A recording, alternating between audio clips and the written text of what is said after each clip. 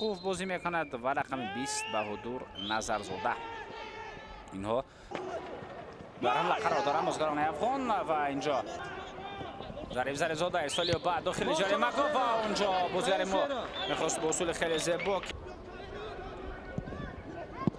ضربه با طرف دروازه ما و ببینید چگونه ضربه قوی اجرا کرده شد. میتوان از این موقع توپ به داخل جریمه پرتافت و اونجا دفاعگر آماده بود برای برطرف کردن این وضعیت. یک ضربه اجرا می شود و گل عزیز بک مراد موقع خوب در داخل جریمه گیرد و توپ را وارد دروازه بنماید. اینجا دفاعگران منتخب افغانستان هم به ما البته کمک رساندند. پس با خط حمله توسط کنار حمله ادامه دارد محمد نظریف. گریزه خوبی محمد نظریف ضربه با پای چپ و نزدیک به گل بود. امکانیت برای بازیکنان رقیب پیدا می شود و اینجا خوشبختانه برای ما نتوانست بازیکن این تیم ضربه بهتر به طرف دروازه همان بزند. این میلاد مظفری بود. نمی شود فرصت خیلی خوب رستم کمالوف مبارزه او در کنار ادامه دارد. پرتاب به داخل جریمه امکانیت ضربه زنی ضربه و توپ جریمه توانستیم این وضعیت را برطرف سازیم ولی خیلی زود تو رو میگیرد یوسف صفی. پس باقی با خط هجوم و امکانیت باز پیدا می شود. اینجا دروازه بان رستم کمالوف ارسالیو با داخل جریمه فرصت خوب ضربه زنی و اینجا در خط دفاع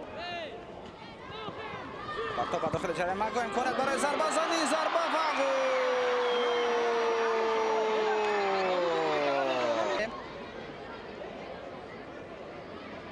چون موقع درست اشغال کرده شد بازیکنان خط دفاعی منتخب افغانستان عموما اینجا برای برطرف کردن زمین البته محمد نظریف خیلی خوب چند نفر را فریب داد بعدن ضربه زد و پرتاب به داخل جریمه رستم کمالوف ضربه و این حالت را دفاعگران برطرف میکنند ولی هجوم ادامه دارد. ارسال نوبتی به داخل جریمه محمد جان شایف ضربه خیلی ضربه خوب ولی توپ بالاتر از دروازه میرود. امکانیت خیلی خوب پس باقی میتواند از اینجا ضربه به طرف دروازه اجرا کرد.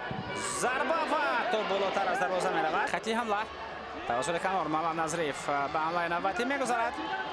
وارد جریمه میگردد پاس خیلی خوبی و به توپ اینجا نمیشود هجوم دوباره یک کس میتوان این حمله را خیلی خوب ادامه داد. خیلی خوب ارسال ولی در این قسمت میدان هیچ کس نیست. مشاهده کردیم که 7 دقیقه زم کرده بود.